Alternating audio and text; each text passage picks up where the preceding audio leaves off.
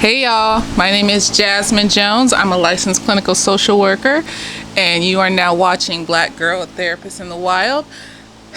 And today we are talking about neuroplasticity. So, check this out.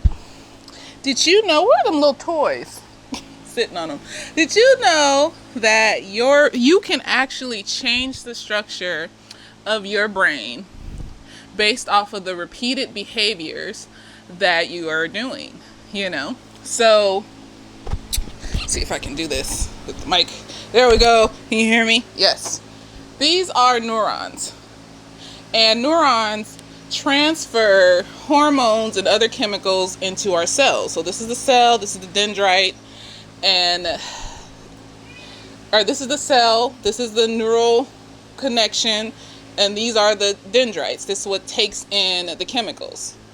So when we make a habit of doing something, when we learn something new, chemicals rush through our brain to create neural connections, in order to,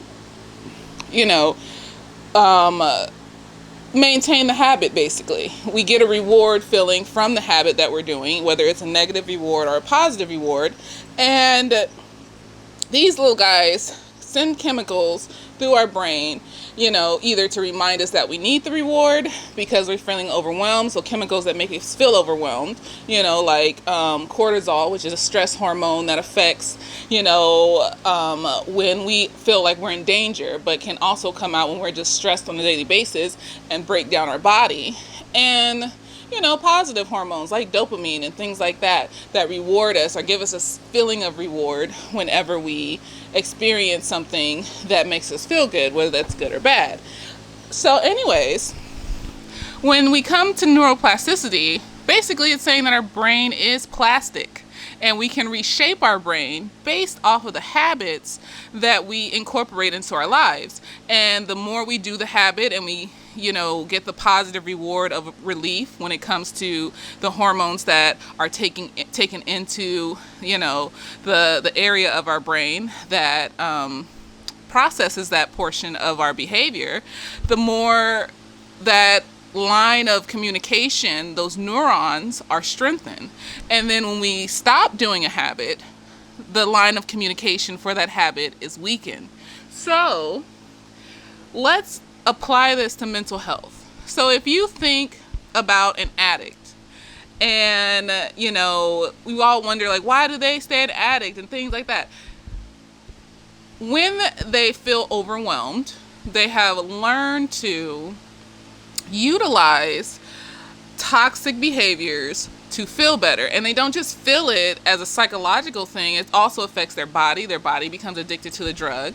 And their mind, the neural connections in their mind are telling them that they need this drug. And until they get this drug, they're going to send out waves of toxic chemicals and things, not toxic chemicals, but waves of chemicals that make you feel uncomfortable and make you feel sick and make you have withdrawal symptoms in your body until they get the drug that it needs. And then once it gets the drug, it pumps dopamine. So any drug will pump dopamine through your brain. I think marijuana is the only one that has its own chemical that affects your brain, THC, and it goes to THC receptors. Every other drug just affects the dopamine portion of your brain, the good, happy chemical that pumps out whether we are watching a good show or eating a piece of candy or doing hardcore drugs and things like that. So because, you're feeling not just emotional symptoms, you're also feeling physical symptoms. You strengthen that neural network in your brain by using drugs. So you're telling your brain over and over again that I need this drug, and it strengthens that network and creates that habit. It can be something as simple as riding a bike, learning how to ride a bike, creating a neural pathway to where you never forget how to ride a bike. And then the more you ride a bike, the better you become at it. But I promise you that if you don't ride a bike, your neural pathway for riding a bike will become weaker. Because every time, I haven't rode a bike in like 10 years. Every time I get on a bike, I know how to ride a bike, but I always fall. The last time I rode a bike, I hadn't rode it before for like 10 years. And I got on the bike. I was like, I know how to do this. And I fell. So, it still it needs work that pathway that you created in your brain for this habit still needs, like, you still need to practice to strengthen that pathway. So let's say it comes to somebody that's in an abusive relationship. You have created a pathway in your brain that tells you that you will only get relief whenever you are around the person that's abusing you. So that's what a trauma bond is. So going into trauma bonds and that rush of dopamine that you get when you're in the honeymoon period of the cycle of abuse. So you, not only is your abuser making you sick mentally and emotionally and physically, but your brain has created this pathway that says that if you don't give us what we want, we're going to make you anxious. We're going to pump cortisol through your system. We're going to pump oxytocin through your system. We're going to pump these chemicals through your system that's going to make you feel sick inside physically until you give us what we want. And so what happens is when people are in an abusive relationship, it's not just a mental or an environmental thing. It's also a physical reaction as well. And it can often be confusing when, especially if it's an emotional abusive relationship, when the person isn't in danger physically and you wonder why they don't leave, like, why aren't you just leave? Because when they leave, they feel like their body is shutting down. And they equate that to not being around that person. And so they create that habit, that neural network of your brain pumping out a bunch of bullshit to make you feel like you have to stay here is what's keeping them there. So how can we hijack toxic neural networks and create better and newer ones that are equated to positive coping skills and positive reactions instead of negative coping skills? So basically, it's about repetitive behaviors that involve you sitting with the negative feelings that arises and then learning how to find relief by, accepting that negative feeling. That's why they said mindfulness is a good way to, create neuroplasticity, because what happens is in mindfulness, you're not just noticing your environment, you're also being mindful of your emotions and not just glossing over them or trying to get I like to call it the quick relief. I need my happy pill. I need my happy partner that's going to make me feel better and all this other stuff. Instead of getting the quick relief, what you're doing is, in mindfulness, is acknowledging the fact that you feel upset, sitting with that emotion, processing where it came from, accepting the fact that the things that triggered it in your environment may not change. So the person that you feel like you need to be with may not change ever, and learning how to accept that. And eventually your brain will attribute you being calm and finding peace in your emotions to, oh, this brings us relief too. This makes us feel happy too, but it takes a long time, and that's why people go for the quick relief. Like, let's do drugs. This is faster. We can get over it. The drugs just continue creating that poor neural network, and those poor habits continue to, grow the more that you do it. You have to find the motivation to sit through the pain, process the pain on a regular basis. I give my client, I start off with 10 seconds. If you can, whenever you're triggered, whenever you feel upset, if you can just sit for 10 seconds in that emotion, how does it feel in your body? How does it feel in your mind emotionally? Is it connected to something that happened in the past that you're worried about, happening again in the present? Is it connected to a worry that you have for the future?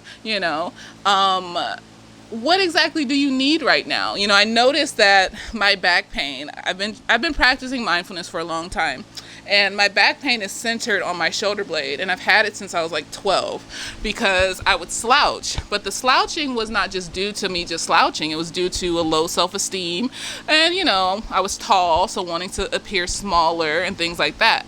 I noticed that if I focus on that back pain and ask myself, what emotion is connected to this back pain right now? So connecting your emotions to your physicality as well. That's another way of processing how you feel.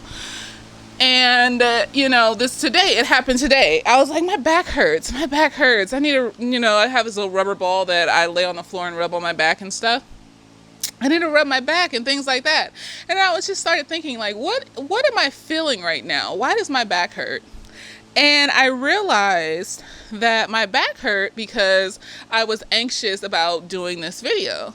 And I was starting to feel kind of that low self-esteem feeling, like, what if, imposter syndrome, like what if I don't explain this right?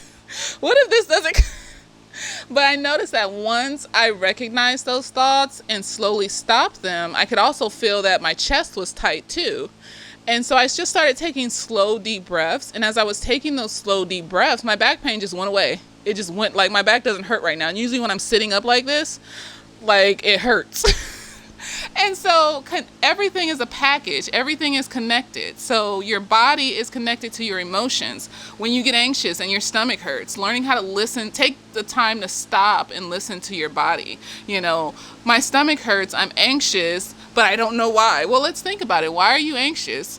Maybe you're missing your partner that was abusive. Maybe, that is affecting how your stomach feels. And then on top of that, you haven't eaten anything all day. So then you listen to your body and you start to recognize where the aches and pains come from.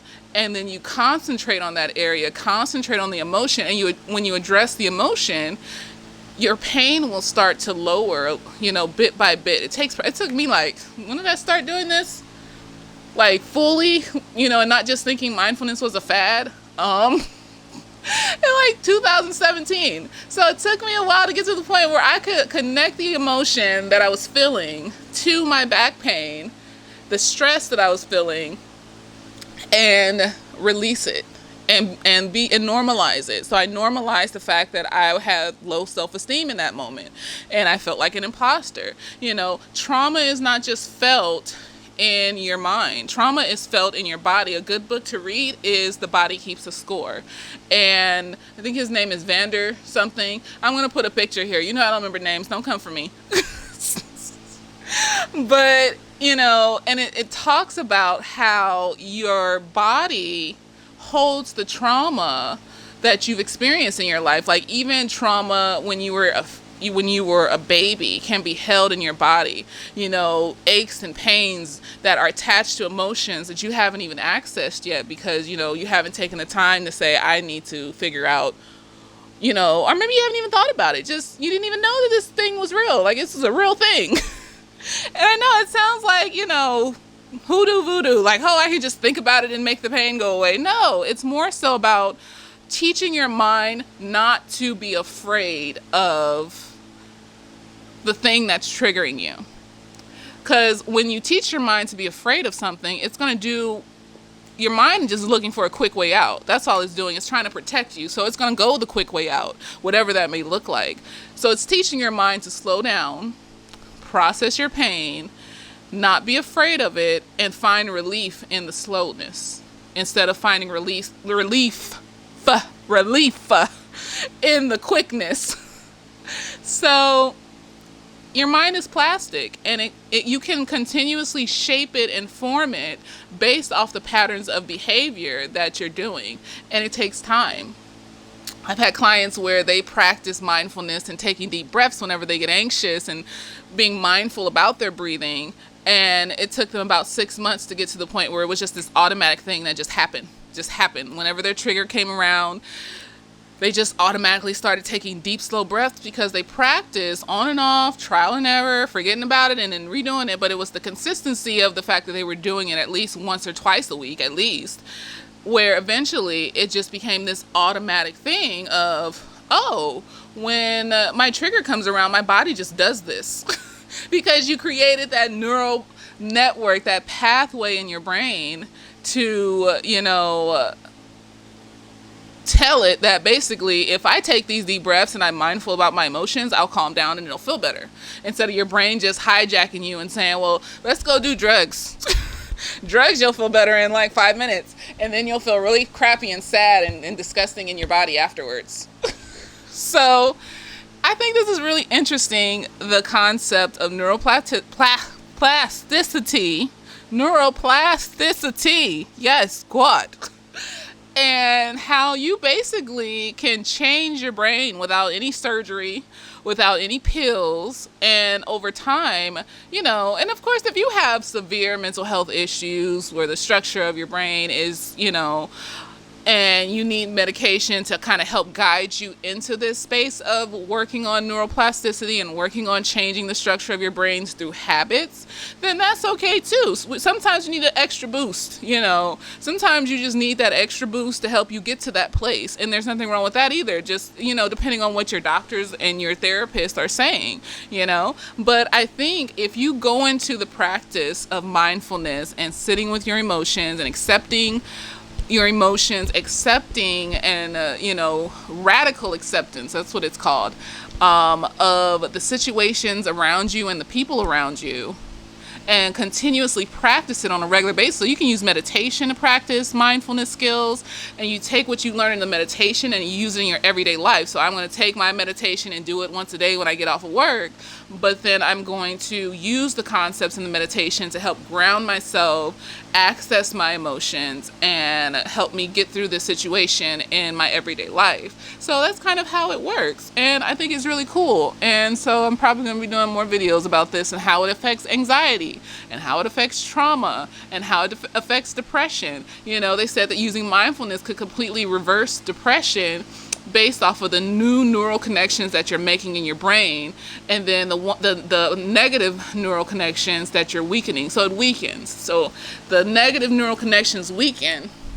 They don't necessarily go away, so that's why you still, like an alcoholic, when they're around alcohol, might still feel that slight twinge of, I need this, but because their positive neural connections have been strengthened so much, that motherfucker just takes over and be like, shut the fuck up, we're not doing that. It's really cool. Like, don't you think that's cool? I don't know. I get happy when I learn new things about behavior and psychology and the brain and all this other stuff. And so, yeah, let me know what you think about neuroplasticity. Let me know if you've ever, practiced something so hard to the point where it's just second nature to you, whether it be like something simple like a sport, or something psychological like, a new coping skill that you might have taught yourself, and now it's just like, I do this every day. I do this all the time, and I don't even think about it most of the time. Let me know. I'm really interested in seeing if anyone has ever, or maybe you didn't recognize it, and now after watching my video, you recognize it and you're like, this is cool because I'm training my brain like it's a pet. And then once I train it, I don't have to do much I don't have to put much effort or work into it. It just happens now. So yeah, let me know what you think, and I will see you later tomorrow, P-Valley, and then Monday, I May Destroy You. And I am working on doing just like a quick euphoria video. I'm rewatching the episodes. I'm on episode 6. It's just going to be a summary of just kind of the mental health things I've seen in there and why it's important. I might even bring up neuroplasticity and why some of them people on that show is just doing the same shit over and over again. Everybody's looking at them like, what's wrong with you? Why do you keep doing the same shit over and over again? Because of neuroplasticity. It's not just a mental thing, it's a physical thing. And in order to feel better physically and mentally, your brain has taught you to get the quick relief from toxic things. So yeah, later days.